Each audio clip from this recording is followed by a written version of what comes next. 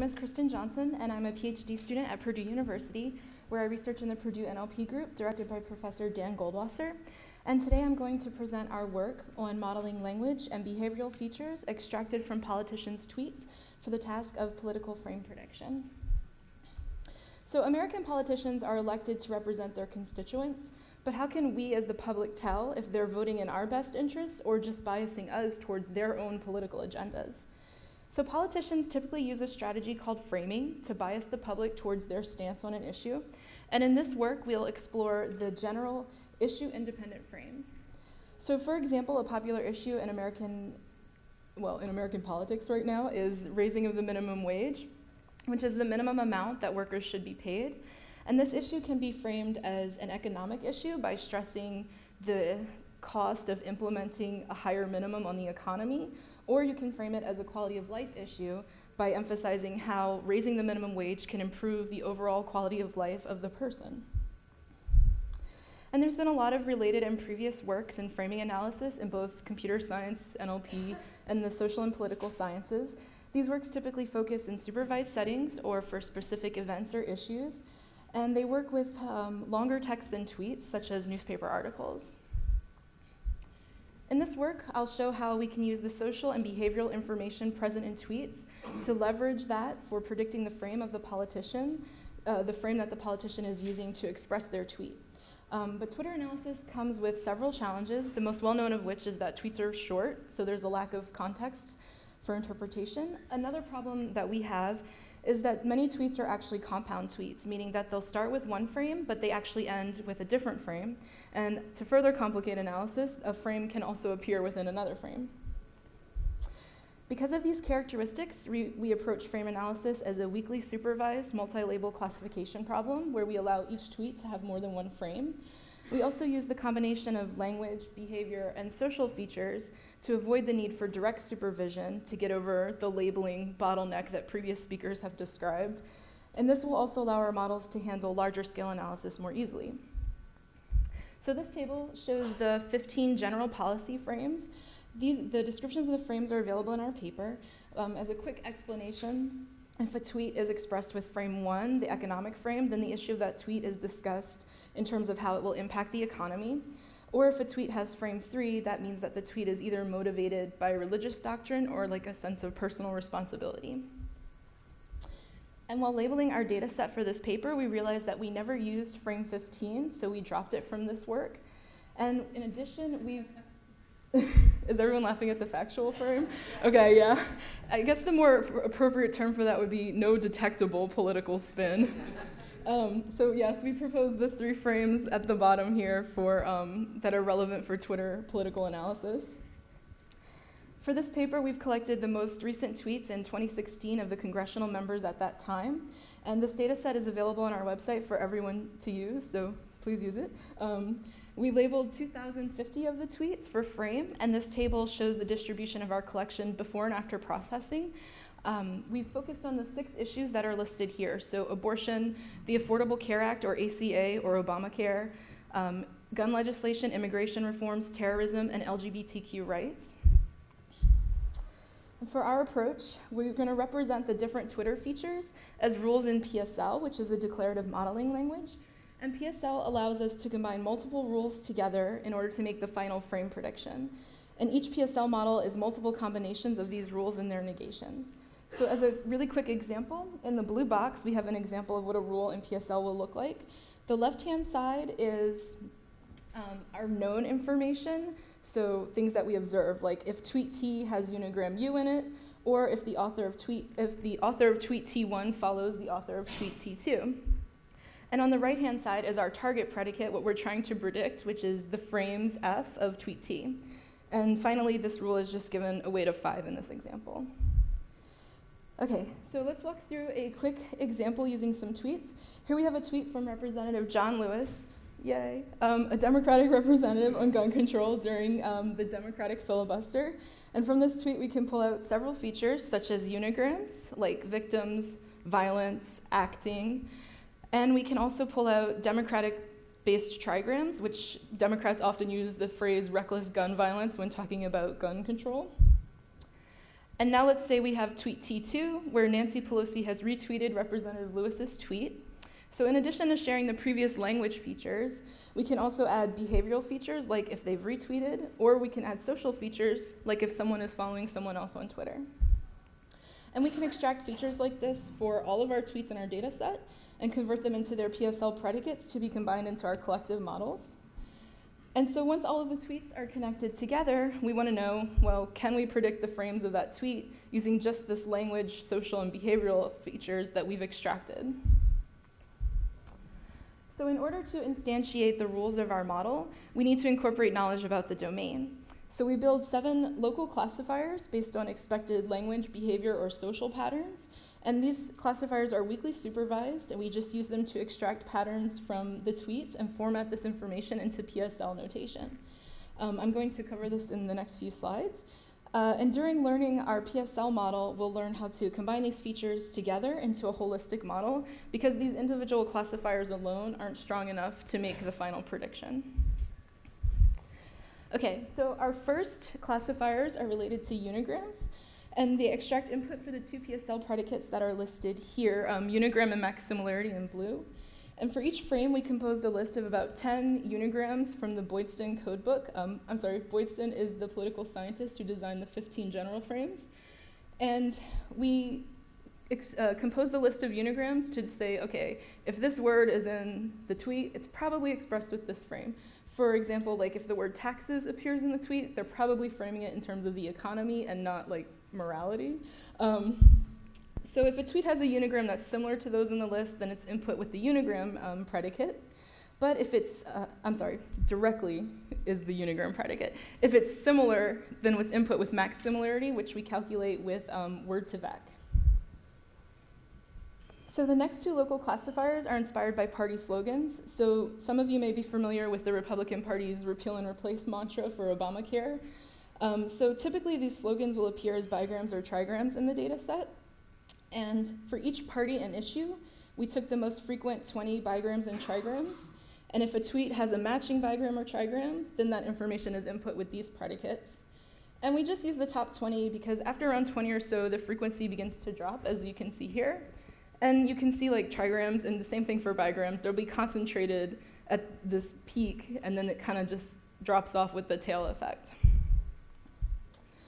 So because language can be noisy, those features wouldn't be enough on their own.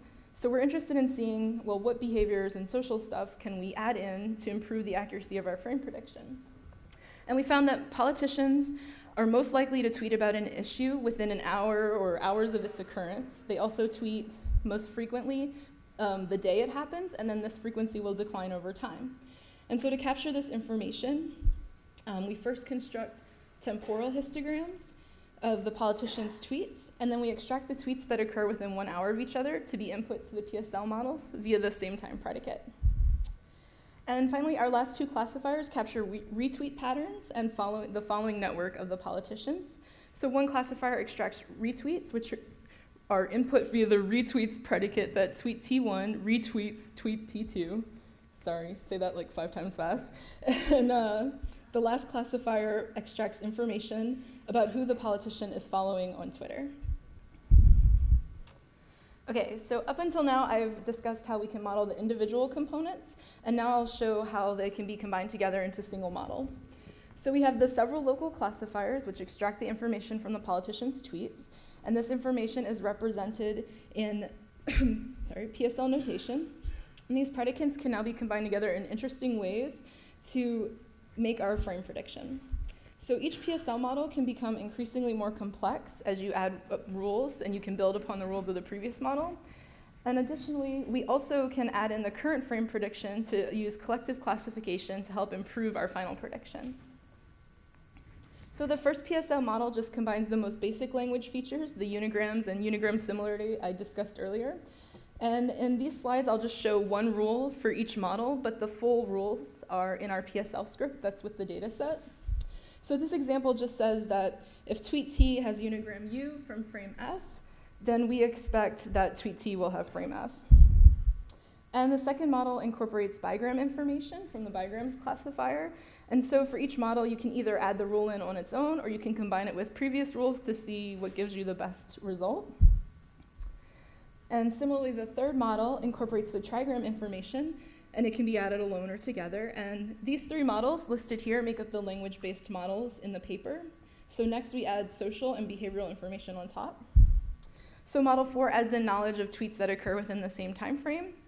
And model 5 adds in any retweet information. And finally, model 6 will add in information of the following network. And in this last example, we also see an example of using collective classification. So assuming we know T1 is probably going to have frame F, then it's also likely T2 might have frame F because the authors of the two tweets follow each other.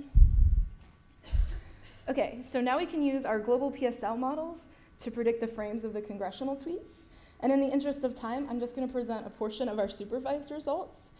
And if I have some time, I'll do the unsupervised really quick. And then I'll cover a really interesting real-world application.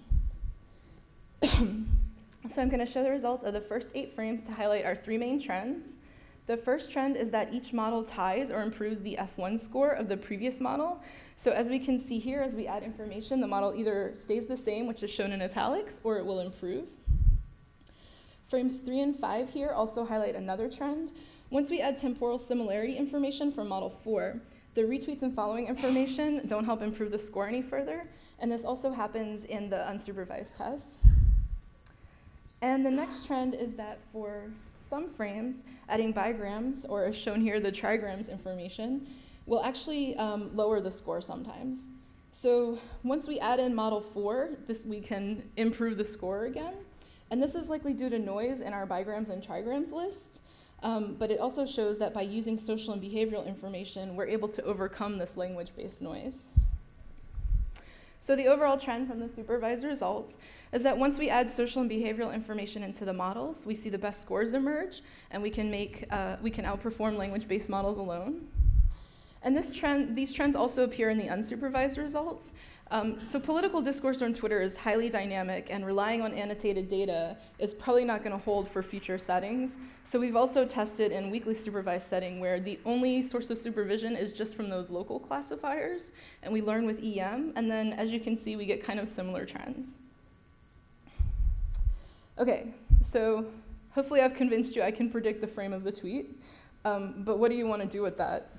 So one really cool application we found was that the frames used by aisle-crossing politicians actually differ from those used by the rest of the members of their party. So an aisle-crossing politician is someone who does not vote the same as the rest of their party members. And in the previous Congress, that can be really difficult to automatically find because the two parties are pretty perfectly split and stick to each other. So frame differences could be a really useful feature in trying to predict such behavior. So first we collapsed all of the tweets by year for the Affordable Care Act. On the left we have Democrats and on the right is Republicans. And the horizontal axis are the frames used. So we can see here the Democrats' top frames are 1, 4, 8, 9, and 15. And this is across the 3 years. And for Republicans we have 1, 8, and 9. And so next we looked at votes that took place concerning ACA. And we found these 8 Republicans who don't vote the same as the rest of their party. And what we found here is really cool. So the Republicans use the same frames as the other Republicans, but they also use the frames that are unique to Democrats. Frame 4, fairness and equality, and frame 15, the factual, no political spin type frame. And it's really interesting because across all of the Republican tweets for all of the issues, these 2 frames hardly ever appear. And we performed a similar analysis for Democrats using the terrorism-related tweets. For this, the party's main frames are 3, 7, 10, 14, and 16. But for aisle-crossing Democrats, they also use frames 12 and 13. So for looking at Democrats, this suggests that maybe we should look at the use of frames that aren't typically used by the party for that issue. So in conclusion, we have some weakly supervised local classifiers that can be used to extract Twitter features for language and social behaviors. These features can be combined into global PSL models, which allow us to make accurate predictions about politicians' real-world behaviors concerning important political issues. And finally, our data set and scripts are available on our group's webpage, and I would like to thank everyone for attending the talk.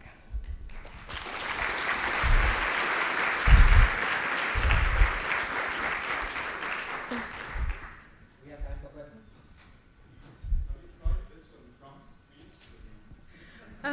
You can apply it to Trump's tweets if you want. For this one, I wanted to use a larger data set, so I used all the congressional members. And I was also trying to avoid reading his tweets. So you can use it on there if you like.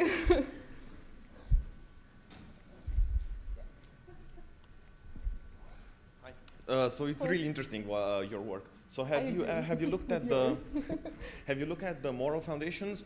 Are you familiar with that theory? I was actually talking to someone last night, I think, about the moral foundations, and I learned all about the moral foundations theory. And I think it would be really cool to apply this in and try to use it for ideological type predictions too. So not yet, but I think it would be cool. Yeah, I think the fairness point is exactly one